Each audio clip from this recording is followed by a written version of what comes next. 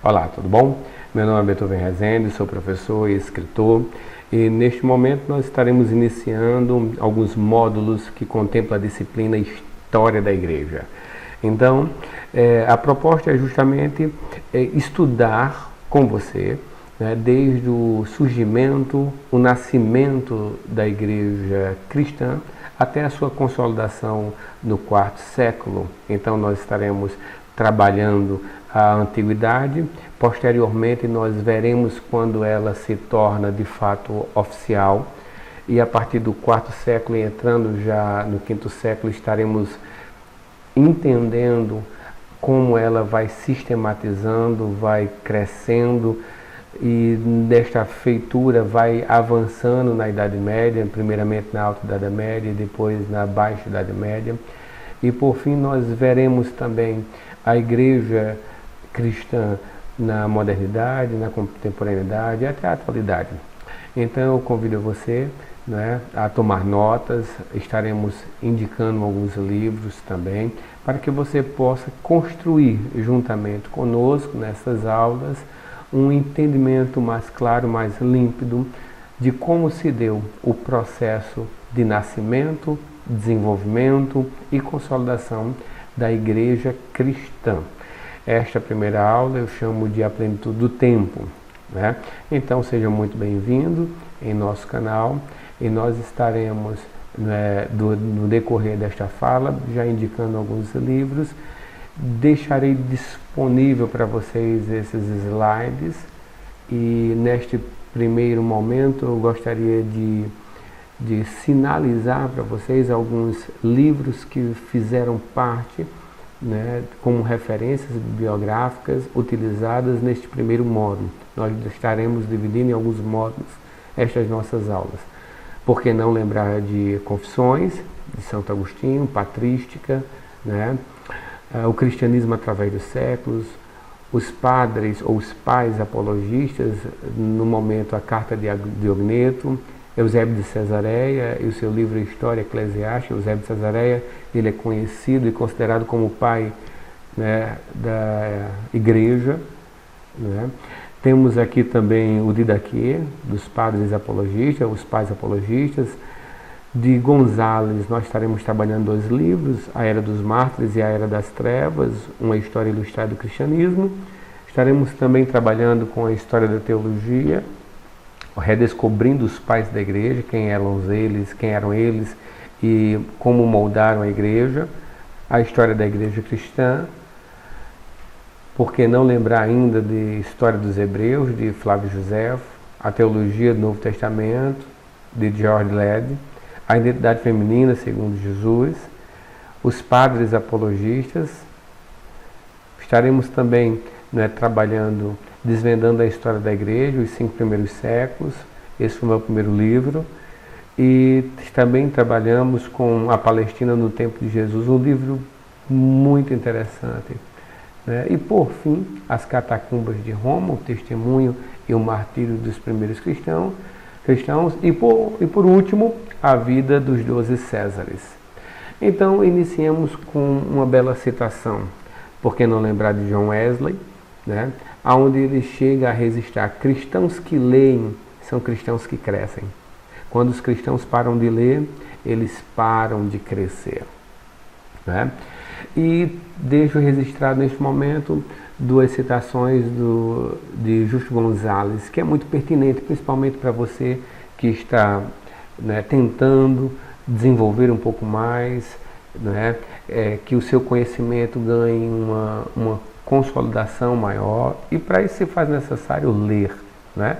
Então, percebam o seguinte: em certo sentido, essa história é uma autobiografia, só que em lugar de começar com o meu nascimento, começam séculos antes e narra toda uma série de acontecimentos que no final seriam determinantes na minha vida. Sem esses séculos passados, meu nascimento e minha vida toda pareceriam flutuar no vazio. Portanto, não se trata aqui de um interesse de antiquário em tempos passados que nunca voltarão, mas trata-se antes de uma necessidade urgente de conhecer esses tempos passados que seguem presentes ainda entre nós, limitando nossas opções, determinando nossas perspectivas e assinalando-nos o caminho em direção ao futuro. É justamente isso. É entender o presente pelas lentes da história.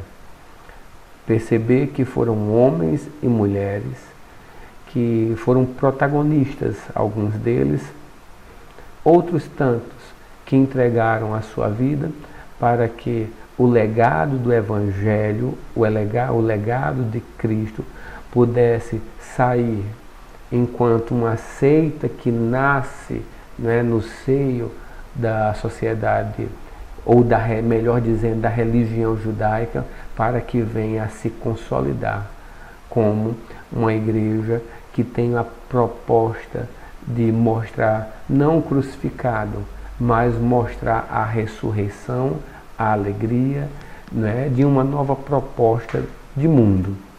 Então, vem justamente uma indagação. Qual a relevância em se estudar a história da igreja? Ora, em primeiro momento, né, se faz necessário, né, justamente para que você tenha condições de defender a sua fé. E quando nós falamos de defesa da fé, eu estaria lembrando dos primeiros apologistas. A palavra apologia significa defesa. Em 1 Pedro, capítulo 3, versículo 15, diz: antes, santificai ao Senhor Deus em vossos corações e estais sempre preparados para responder com mansidão e temor a qualquer que vos pedir a razão da esperança que há em vós. E em segundo, para ter uma visão correta do estado atual da igreja. Como é que a igreja contemporânea está? Ela nasceu, né? E, geralmente algumas pessoas pensam que o nascimento da igreja protestante, ou o nascimento da igreja, se faz, né, ou está atrelado com a fundação de uma determinada igreja. Esquecem-se que esta igreja, ela nasceu há 2000 anos atrás. E por fim, nós podemos perceber que se faz de fato relevante entender o contexto social, político, econômico e religioso de cada povo. Então, quando nós estudamos a história da igreja, não podemos abstrair o contexto em que aqueles homens viveram, e é naquele ambiente que houve a necessidade de escrever. Então essa escrita, ela foi influenciada pela política da época, pela economia da época, pela religiosidade da época, por sincretismos religiosos que estavam, né, presentes naquele primeiro século, né? Então, em 1 Coríntios, capítulo 9, versículo 20 a 23, diz o seguinte: e fiz-me como judeus para os judeus, para ganhar os judeus, para os que estão debaixo da lei, como se estiveste debaixo da lei, para ganhar os que estão debaixo da lei, para os que estão sem lei, como se estivessem sem lei, não estando sem lei para com Deus, mas debaixo da lei de Cristo, para ganhar os que estão sem lei. Fiz-me como fraco para os fracos, para ganhar os fracos. Fiz-me tudo para todos, para por todos os meios ganhar e salvar alguns. E faço isto por causa do Evangelho, para ser também participante dele. Então esse texto, quando o apóstolo Paulo estava escrevendo para a igreja em Corinto, ele mostra que, não é, o que não apenas havia um povo, né, ligado diretamente a uma religiosidade mosaica, o próprio povo judeu, mas ele também mostra, né, a uma proposta redentiva por meio daqueles discípulos que ficaram conhecidos como os discípulos do caminho. Então mostra aqui, né, uma proposta evangelizadora. Ora, talvez você esteja perguntando, então vamos estudar a Bíblia em si? Não, não iremos estudar a Bíblia em si. Nós estaremos estudando, nestes módulos que seguem, né, a história da igreja. O que aconteceu com aqueles homens, com aquela comunidade do primeiro século até o século XXI. Mas percebam aí o seguinte, já que estamos falando na expressão, na palavra Bíblia, a Bíblia em si, ela é dividida em Velho Testamento ou Veterotestamento, né? Novo Testamento ou Neotestamentário e Terceiro Testamento. Algumas pessoas conhecem como Terceiro Testamento não a Bíblia em si, mas a história que segue após a ressurreição de Jesus Cristo, a história da igreja. Notem ainda que quando nós percebemos a importância da história, se faz necessário lembrar que ela é seletiva. E eu coloco até esse texto marcando e grifando algumas palavras importantes. A seletividade histórica é imprescindível para o estudo, análise e compreensão da história. Lógico, nós só podemos mencionar um determinado fato, uma determinada pessoa, se ela escreveu ou se alguém escreveu sobre ela. E há a preservação deste documento. Né? Então, se faz necessário esse estudo, essa análise, essa compreensão, né, da história. E trazemos aqui uma definição clássica. O que é a história da igreja? A história da igreja é um relato interpretado da origem, progresso, impacto do cristianismo sobre a sociedade humana, baseando em dados organizados e reunidos pelo método científico a partir de fontes arqueológicas, documentais ou vivas. Algumas informações adicionais. Eu gostaria que você levasse em consideração que a proposta deste curso é trazer alguns dados, né, que para alguns é a primeira vez que irão, né, ter acesso, para outros já conhecem, e para uma grande, né, população poder perceber que, de certo, irá trazer informações que possam agregar o seu conhecimento. Então, quando eu trago aqui a expressão AC antes de Cristo ou DC depois de Cristo, acredito que todos já o conheçam muito bem, porque já foram apresentados, né, com as aulas de história que vocês tiveram, seja no ensino fundamental, seja no ensino médio, né? Mas algumas outras siglas, elas vêm e aparecem aqui e acolá, principalmente quando você está lendo algum material de cunho religioso, principalmente cristão, que é no caso o AD, Anno Domini, que significa Ano do Senhor, né? Ou ainda EC, que tem como significado Era Cristã. Né? Então, muito bem. A próxima imagem que você está vendo agora é a periodização mais utilizada pelos estudiosos cristãos. Então, né, notem que nós estaremos estudando, né, a Igreja Apostólica, a Igreja Perseguida, do ano 64 a 305, a Igreja Imperial, de 313 a 476, é onde há a queda do Império Romano, né, do Ocidente. Iremos estar estudando a Igreja Medieval, onde no início dessa aula, no início dessa fala, dividimos o medievo na Alta Idade Média e na Baixa Idade Média. Então veja, desde a queda do Império Romano Ocidental, de 476 até 1453, aonde há a queda de Constantinopla, o Império Romano Oriental. Depois iremos estudar a Igreja Reformada, a Igreja Pós-Moderna, né? E estamos aí na Idade Contemporânea. Então guarda esta imagem para você. Torno a dizer que estes slides estarão disponíveis em formato PDF para que possa lhe auxiliar na sua memorização. Talvez você utilize essas aulas para preparar estudos para a sua comunidade, para os seus alunos em um determinado seminário. Utilizei esses slides e fui melhorando no decorrer dos anos. Haja vista, lecionei em vários estados da federação, né? Mas vamos adiante com dois textos bíblicos. 1 Coríntios capítulo 10, versículo 32 diz: Não vos tornei causa de tropeço nem a judeus, nem a gentios e nem a igreja. Então, notem que eu destaquei aí, né, judeu, gentil e igreja.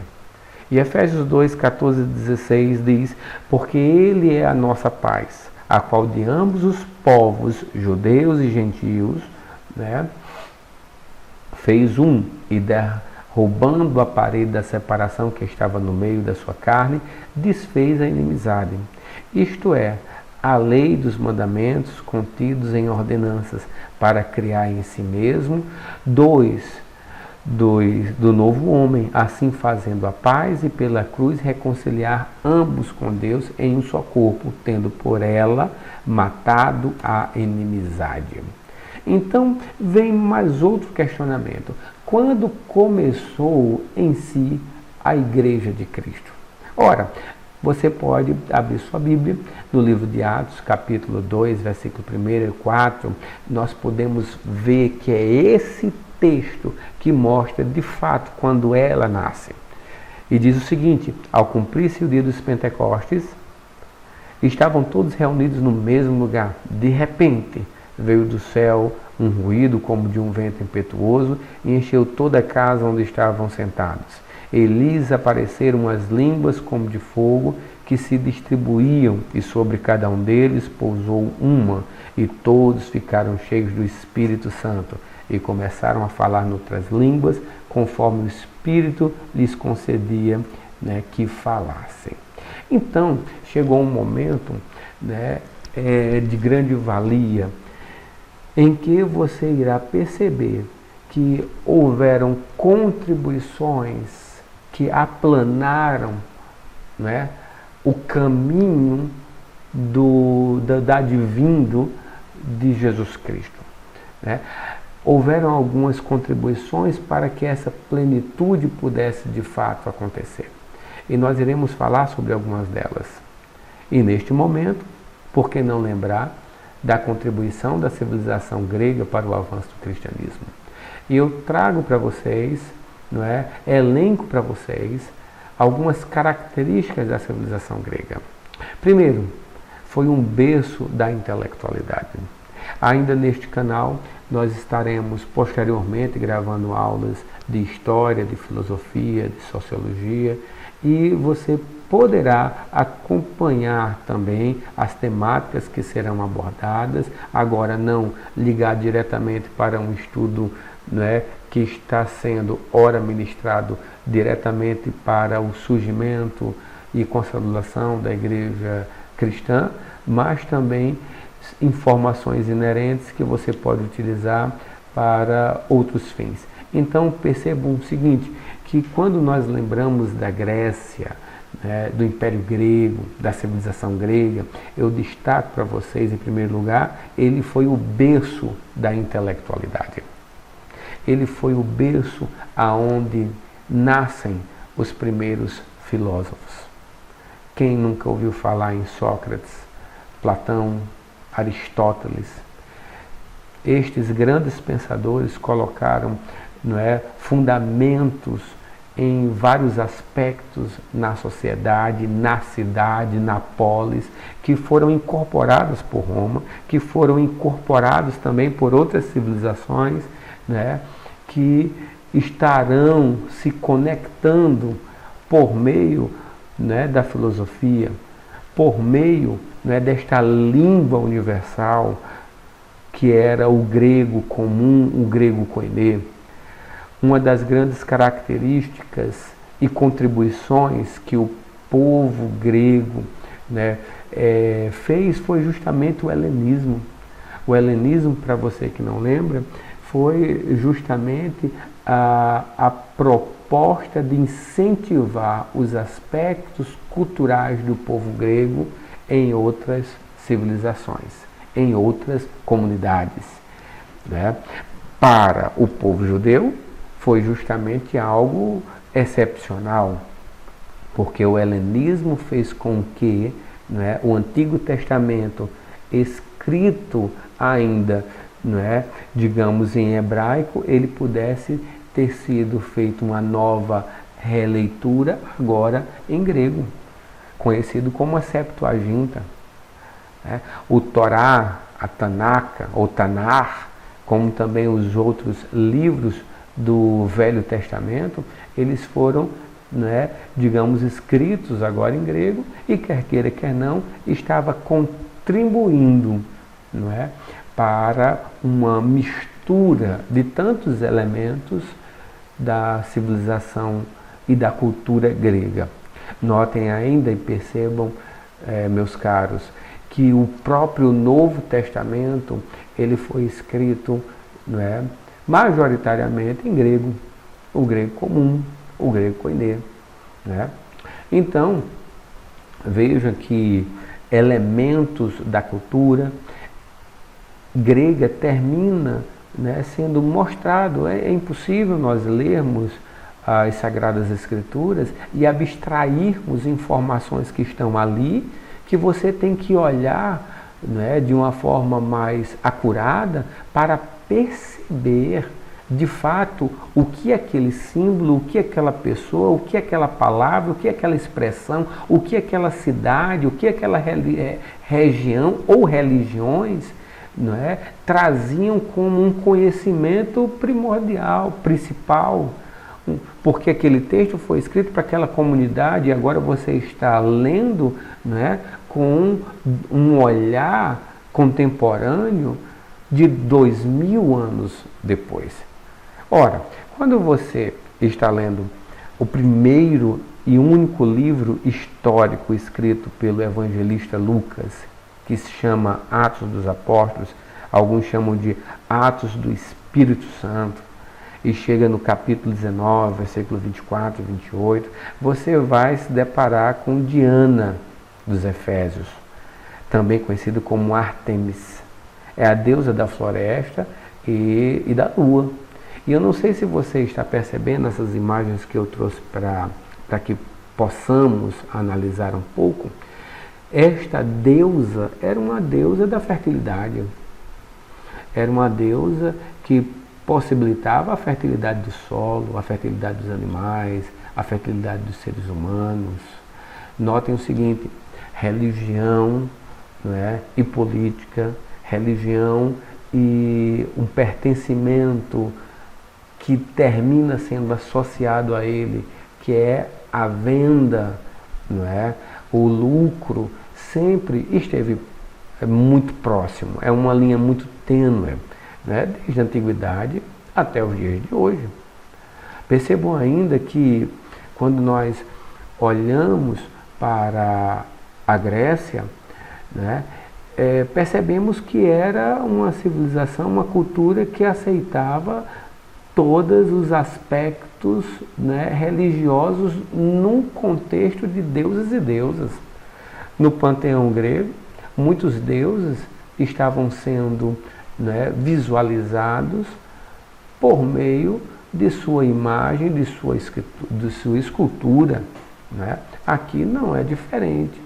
No livro de Atos, você percebe o seguinte: porque um certo ourives da prata, por nome Demétrio, que fazia de prata nichos de Diana, dava não pouco lucro aos artífices. Percebe aí que o aspecto financeiro que está presente nas religiões. Neste caso, não é, como, não é, a Grécia adorava, não é, respeitava e venerava uma variedade de religiões, era conhecido como um sistema politeísta, vários deuses. E seguindo na leitura do texto, aos quais, havendo-os ajuntado com os oficiais de obras semelhantes, disse: Senhores, vos bem sabeis que deste ofício temos a nossa prosperidade. E bem vedes e ouvis que não é só em Éfeso, mas também quase em toda a Ásia. Este Paulo tem convencido e afastado grande multidão, dizendo que não são deuses os que se fazem com as mãos. E não somente o perigo de que a nossa profissão caia em descreto, mas também de que o próprio templo da grande deusa Diana seja estimado em nada, vindo a ser destruída a majestade daquele que toda a Ásia e o mundo veneram. E, ouvindo, encheram-se de ira e clamaram, dizendo: grande é a Diana dos Efésios. E esse texto você já lembra. Notem que nós podemos trazer aqui, né, características marcantes da cultura arquitetônica grega nas suas próprias colunas, né, relembrando que na extremidade da coluna grega existiam marcas de períodos diferentes, seja Corinto, Jônico, né? Mas também lá na frente você nota ali a figura da deusa Diana dos Efésios. Para muitos, em muitos livros, quando vocês encontrarem a expressão pagã ou religiões pagãs, está ligada diretamente àquelas religiões pré-cristãs. Essa expressão pré-cristã é uma expressão muito mais, digamos, pontual para expressar esta religiosidade, não é, antes de Jesus Cristo. Então, eu quero parar, né, neste momento a aula por aqui, haja vista que esse primeiro vídeo vai ficar muito extenso, muito grande. Para que não fique ainda maior, nós vamos dar uma paradinha agora e convido a você a se inscrever no canal, né, a compartilhar com seus amigos, que certamente nós estaremos construindo juntos. E aqui e acolá, quando eu chamar a atenção um determinado ponto, uma determinada expressão, nós iremos, não é, trazer para você uma bibliografia para que você venha baixar em PDF, para que você possa, né, comprar o livro em si. Eu particularmente gosto de tocar no livro, de cheirar o livro, de escrever no livro, né? Lógico que de uma forma bem sistemática. A partir da próxima aula nós iremos retomar um pouco sobre a contribuição grega e partiremos já para a contribuição romana. Então, até mais.